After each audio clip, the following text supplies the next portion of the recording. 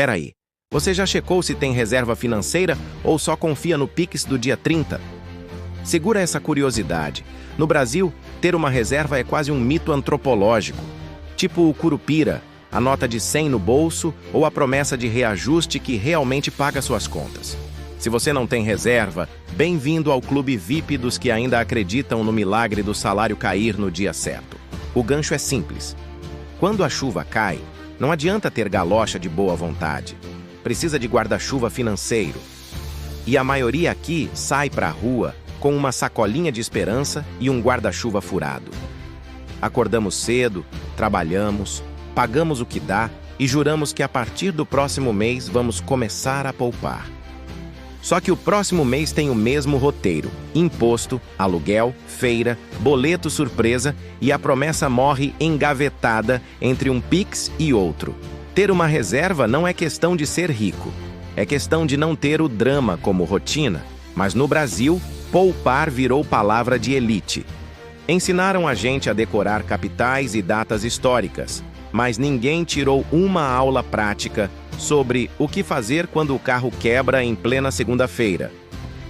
Resultado: a maioria aprendeu a improvisar, a parcelar o que não cabe no bolso e a chamar de criatividade, o que é, na verdade, sobrevivência endividada. E não é falta de caráter nem preguiça, é sistema. O custo de viver come o que poderia virar reserva. O mercado empurra consumo, o banco empurra crédito e a emergência empurra você direto para o cheque especial. Enquanto isso, todo o curso de Como Enriquecer, que aparece na timeline, tem foto de praia e promessa de fórmula mágica. Raramente ensinam o básico: separar 10% do que entra antes de fingir que não viu. Imagina que a reserva é um colete salva-vidas. Ter um colete não impede a tempestade, mas evita afogamento. Sem ele, cada pneu estourado vira sentença, cada doença vira quebra de orçamento e cada demissão vira começo do pesadelo. Pior, o sistema financeiro lucra com a sua falta de colchão. Juros, cheque especial, parcelamento. Tudo desenhado para transformar aperto em negócio recorrente. Neste vídeo ou neste roteiro, a gente vai destrinchar por que a falta de reserva é mais que um problema individual. É uma questão social.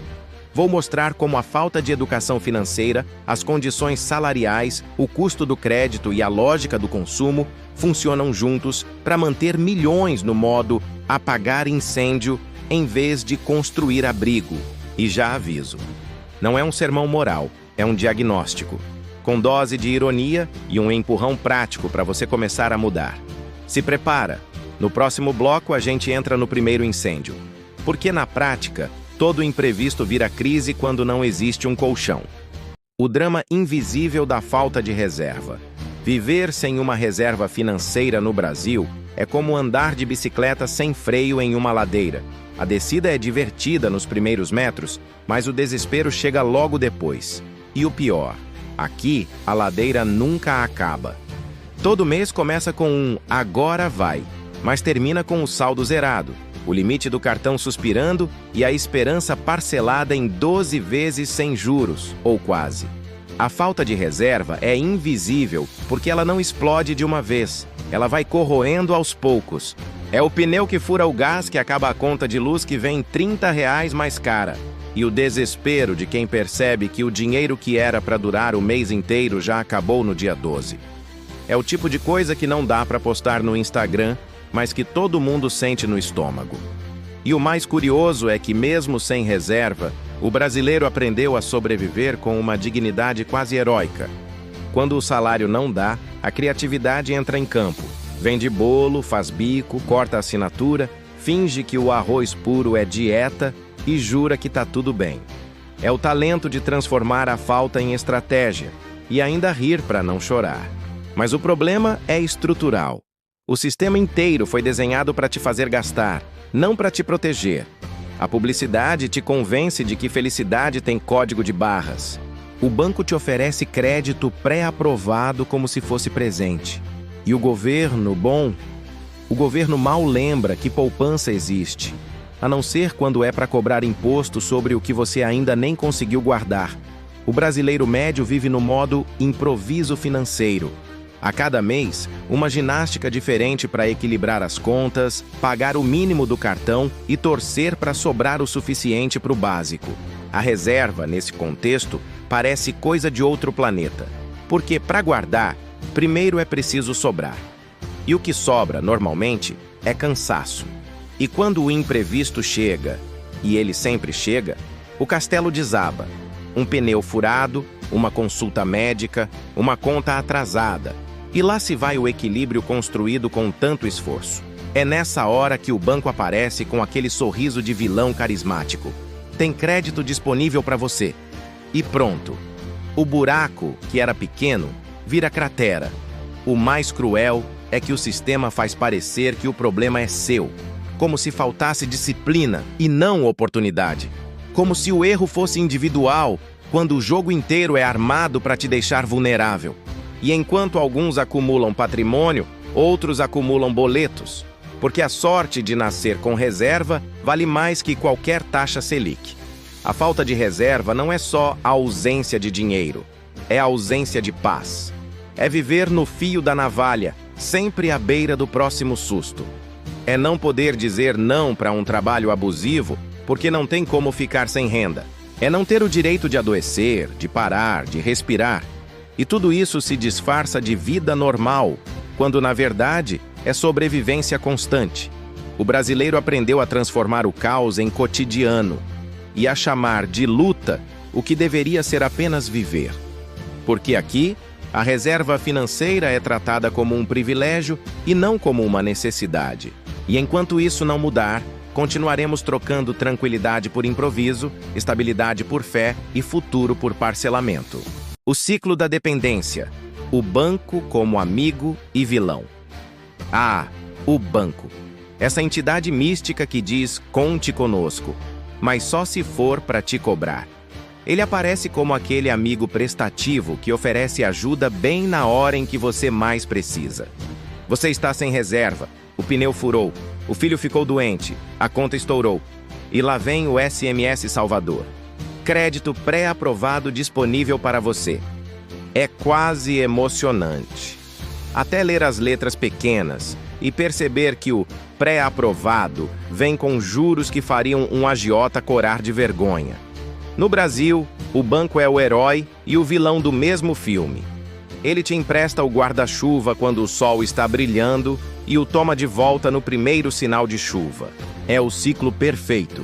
O brasileiro sem reserva pega empréstimo para tapar o buraco, paga juros altíssimos e, no fim, precisa de outro empréstimo para pagar o primeiro. É como tentar apagar fogo com gasolina. O sistema financeiro adora um cliente sem poupança. É o público ideal, sempre apertado, sempre devendo, sempre com medo de perder o pouco que tem. E é justamente esse medo que alimenta o lucro. A cada parcela atrasada, a cada taxa de juros, a cada renegociação especial, o banco sorri. Porque para ele, a tua urgência é receita garantida. E a ironia é que o mesmo banco que te afunda em juros depois te convida para me aprender sobre educação financeira. É tipo o lobo oferecendo curso de segurança para ovelhas. Eles sabem que se todo mundo tivesse reserva, o lucro despencaria. Por isso, a engrenagem precisa continuar girando. Te emprestam para você se afundar e depois te vendem o curso para tentar te salvar. O brasileiro médio não quer luxo, quer alívio. Quer poder dormir sem revisar mentalmente as contas do mês. Quer sair do trabalho sem o peso do extrato bancário. Mas o sistema prefere te manter dependente, amarrado à promessa de crédito fácil. Porque enquanto você luta para pagar o mínimo, alguém enriquece com o máximo. A relação é abusiva e emocional. O banco te seduz com mimos. Um aumento no limite, um cashback, uma conta premium com nome em inglês. E você acredita que está subindo de nível. Mas, na prática, é só uma coleira dourada. Um cativeiro de juros disfarçado de status. E é aí que mora a armadilha. Sem reserva, o crédito parece solução. Mas quanto mais você depende dele, mais distante fica da estabilidade. Cada parcela É um pedaço do futuro vendido a preço de desespero. E quando finalmente paga, o sistema já arrumou outro jeito de te puxar de volta. O problema é que ninguém ensina a identificar essa teia. A escola não explica o que é juros compostos, mas você aprende na marra, quando descobre que o valor que devia dobrou em 3 meses. E o governo, claro, observa de longe, arrecadando em cima dos que menos podem. A dependência do crédito virou parte da cultura nacional.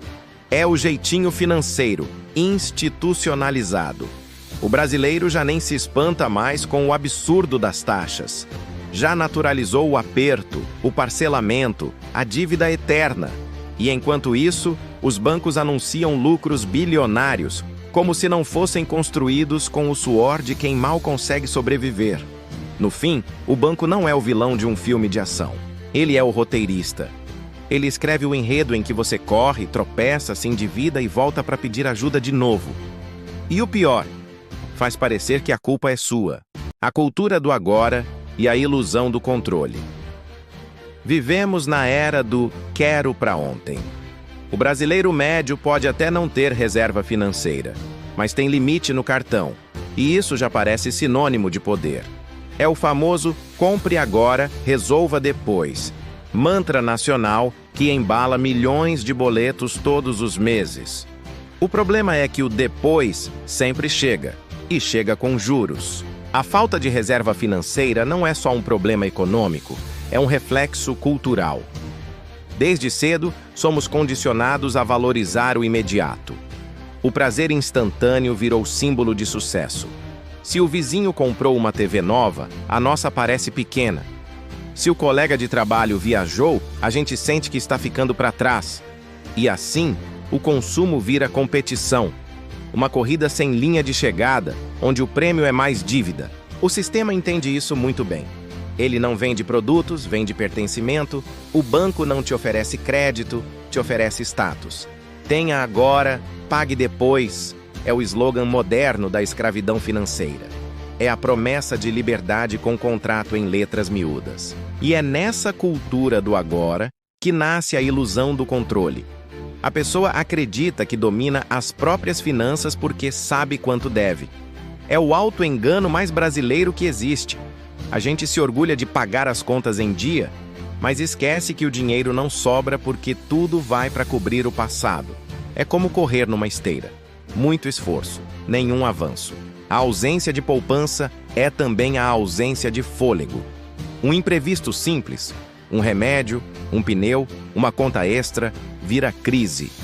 E quando o desespero bate, o crédito aparece como tábua de salvação. O ciclo se repete: dívida, juros, aperto, mais dívida. A sensação de controle é apenas a maquiagem de um sistema que vive de te manter no fio da navalha. A culpa, claro, nunca é coletiva, é individual. A narrativa oficial é que as pessoas não sabem se organizar. Mas como organizar o nada? Como poupar com um salário que mal cobre o básico? O discurso da responsabilidade pessoal é conveniente. Ele mascara um sistema que empurra o cidadão à beira do abismo e depois pergunta por que ele não aprendeu a voar. Enquanto isso, a propaganda continua. Invista em você. Realize seus sonhos. Pague em 12 sem juros. Mentira institucionalizada. Não há sonho que resista a parcelas infinitas. A promessa de felicidade parcelada virou o novo ópio moderno. E o mais trágico é que a falta de reserva não é só sobre dinheiro, é sobre segurança, tranquilidade, dignidade. É sobre dormir sem medo do amanhã. A reserva é o escudo invisível que protege da instabilidade. E o brasileiro, sem esse escudo, vive vulnerável, sempre na corda bamba. Mas o sistema prefere assim, porque quem vive no limite não questiona. Quem deve, não protesta. Quem não tem reserva, tem medo. E o medo é o combustível mais eficiente de todos. Ele mantém o povo controlado, obediente, agradecendo por cada migalha de oportunidade de crédito. A ilusão do controle é o que sustenta essa engrenagem. Você acredita que está no comando porque tem o aplicativo do banco na mão, porque decide o dia do pagamento, o valor da parcela, o limite do cartão. Mas na prática, é o sistema que decide o teu destino. E o mais cruel é que ele faz isso com o teu consentimento e um clique em aceitar condições. No fim, a cultura do agora rouba o futuro. A pressa de ter hoje o que não se pode pagar amanhã é o motor da pobreza disfarçada de progresso. E enquanto continuarmos confundindo limite com liberdade, continuaremos sem reserva e sem paz. O medo do futuro e o custo de não planejar. Falar de futuro no Brasil é quase um ato de fé. A maioria vive o presente com um misto de improviso e esperança. Deus proverá. E quando o assunto é dinheiro, essa crença se transforma em estratégia econômica. O brasileiro não planeja o amanhã, ele sobrevive ao hoje. Mas essa sobrevivência diária tem um custo alto. Não ter reserva financeira significa viver em permanente estado de alerta. Cada conta é uma ameaça, cada imprevisto, um terremoto. É viver com o coração disparado toda vez que o celular vibra com a notificação do banco. E isso não é viver, é resistir.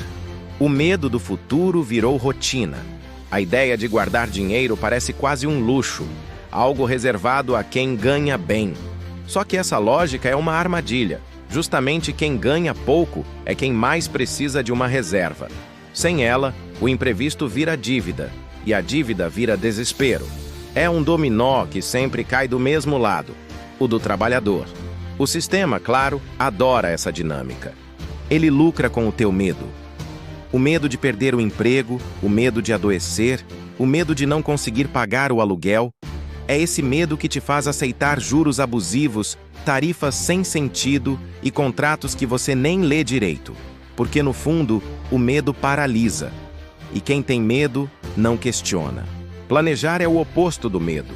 É quando o cidadão tenta assumir as rédeas do próprio destino. Mas o sistema não quer gente planejando. Ele quer gente consumindo. Quer você pensando na próxima parcela, não no próximo ano. Quer você focado no boleto, não na aposentadoria. É por isso que falar em educação financeira é quase revolucionário. Porque é ensinar o povo a não depender da corda que o enforca. Sem planejamento, o brasileiro se acostuma a apagar incêndios diários. E o problema é que viver apagando fogo não deixa tempo para construir nada. A pessoa vive exausta, emocionalmente drenada, sem espaço mental para pensar no longo prazo. E enquanto isso, os bancos acumulam lucros recordes, as financeiras multiplicam clientes e a roda continua girando, movida pelo medo e pela falta de opção. A ausência de planejamento também mata sonhos. Quantos projetos ficam no papel porque não dá para arriscar? Quantos talentos se perdem porque o foco é sobreviver até o fim do mês? É um país inteiro que aprendeu a não sonhar alto, porque o chão é instável demais. E quando o futuro finalmente chega, ele cobra caro. Sem reserva, o idoso depende de uma aposentadoria insuficiente. Sem investimento, o trabalhador depende de empréstimo. Sem poupança, o cidadão depende da sorte. E sorte no Brasil é o que menos dá lucro. Planejar é um ato político.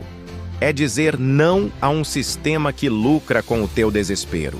É escolher ter poder sobre o tempo, em vez de ser refém dele.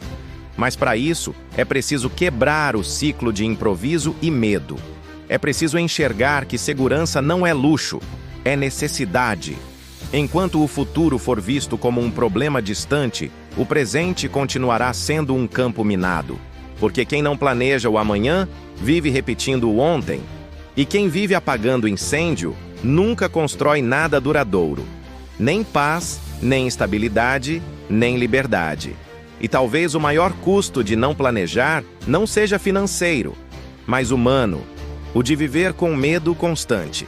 Medo de faltar, medo de errar, medo de tentar. Porque o sistema pode até te permitir trabalhar, gastar, endividar-se, mas planejar o próprio futuro? Ah, isso já seria liberdade demais. A armadilha emocional do consumo e a falsa sensação de progresso. O brasileiro pode não ter reserva financeira, mas tem uma coisa em abundância: vontade de parecer que está tudo bem. E o sistema sabe disso. Ele não vende só produtos. Vende status, vende pertencimento, vende a ilusão de que você também pode. Pode o quê? Pode parcelar em 12 vezes sem juros, claro. O consumo virou uma anestesia coletiva. A gente compra para esquecer o que não tem, para disfarçar o que sente, para se convencer de que a vida está andando. E é por isso que a Black Friday virou feriado emocional. Compre agora, pague depois. E o depois nunca chega, porque o boleto sempre chega primeiro. É curioso como o brasileiro aprendeu a medir sucesso pelo tamanho da dívida. O carro novo, o celular do ano, a roupa de marca, tudo isso virou símbolo de vitória. Mas a verdadeira vitória, a liberdade financeira, continua fora de alcance. E o mais trágico, a maioria nem percebe, porque o sistema transformou o endividado em consumidor e o consumidor em refém feliz. A cada propaganda, uma promessa.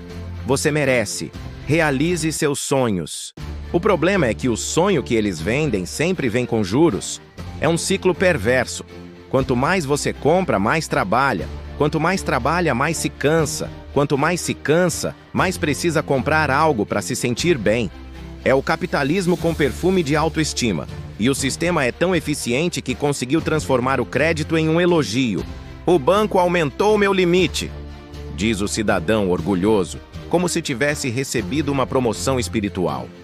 O que ele não percebe é que o limite é só a coleira com mais espaço para correr antes de enforcar. O consumo também virou uma ferramenta de fuga. Quem não tem reserva financeira precisa encontrar pequenas recompensas. É o mereço um agrado, o só hoje, o a vida é curta. E o problema é que, nesse ritmo, a vida realmente fica mais curta, só que financeiramente. É o prazer instantâneo que cobra juros compostos de arrependimento. A publicidade entende perfeitamente a mente cansada. Ela não fala com o teu bolso, fala com o teu cansaço. Você trabalhou tanto, você merece esse luxo. É como se o sistema dissesse, pode relaxar, continue gastando, a gente cuida do resto. E ele cuida mesmo, principalmente da tua dívida. A falsa sensação de progresso é a isca mais perigosa. Ela te faz acreditar que, se você tem acesso ao crédito, está subindo na vida. Mas crédito não é liberdade, é dívida com prazo estendido. O verdadeiro progresso não é comprar o que quiser, é poder escolher não comprar. Mas o sistema detesta esse tipo de consciência. Ele precisa que você confunda conforto com consumismo. Precisa que você trabalhe sem parar para bancar um estilo de vida que te esgota. É o milagre moderno, transformar esforço em estresse e lucro em dívida. O brasileiro vive uma contradição diária. Luta para ter o básico, mas se cobra por não ter o supérfluo. É o único povo que consegue sentir culpa por não gastar. E isso não é acaso, é construção.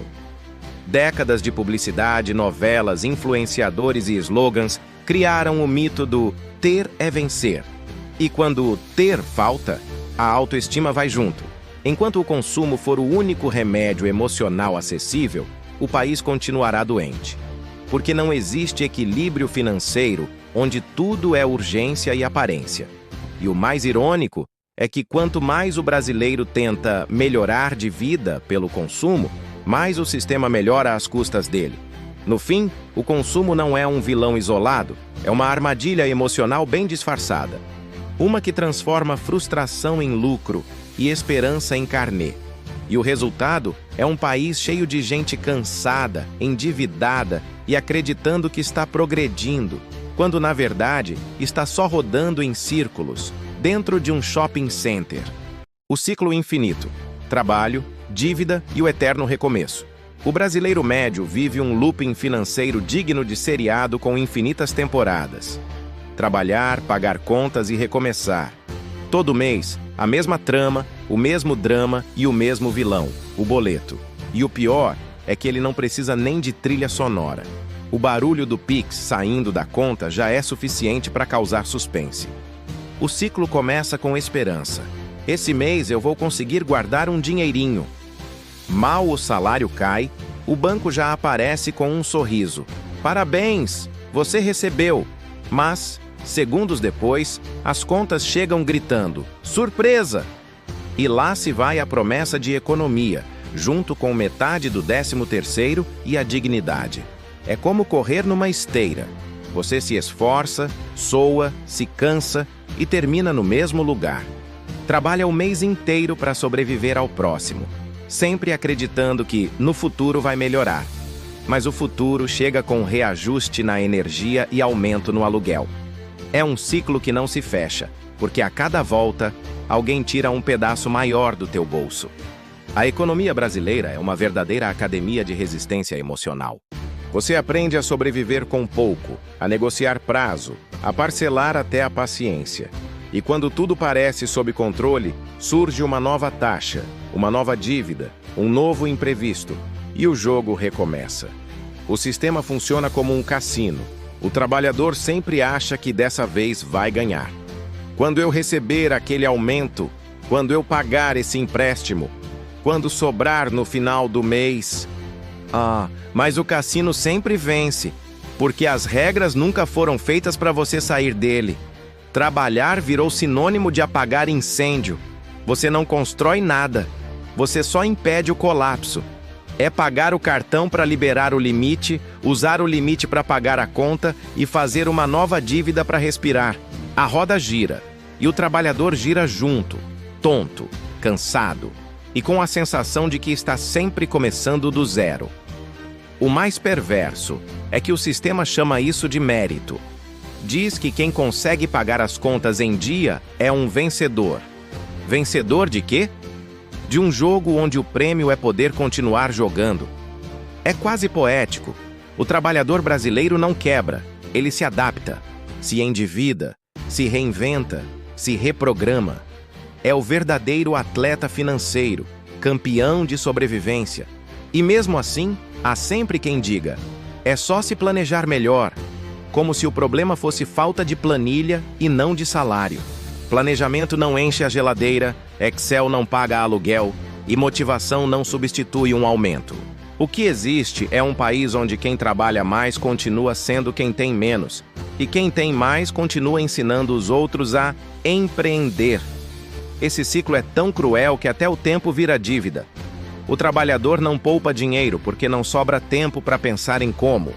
Vive no modo automático, empurrando as contas com a barriga e a vida com boletos. E quando finalmente chega o domingo, o único momento de descanso, ele já está preocupado com a segunda-feira. A verdade é que o sistema não quer que o trabalhador saia desse ciclo. Quer que ele continue acreditando que a próxima rodada será diferente. Porque um povo cansado e endividado é previsível, manipulável e, acima de tudo, rentável. E assim o país segue. Milhões de brasileiros presos no mesmo jogo, girando na engrenagem da sobrevivência, pagando juros com o suor e acreditando que um dia o Brasil vai dar certo. Talvez até dê, mas o boleto vai continuar vencendo antes. Então, se você vive sem reserva financeira, parabéns! Você está participando do reality show mais assistido do Brasil.